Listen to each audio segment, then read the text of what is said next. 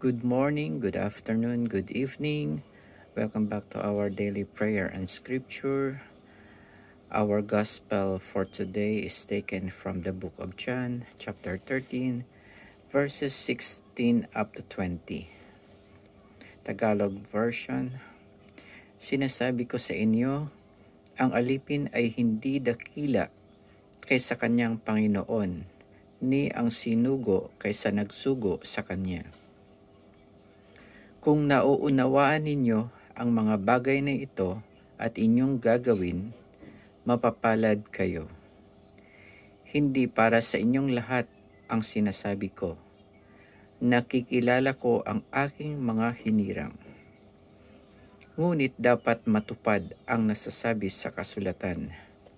Ako'y pinagtataksilan ng taong pinakakain ko.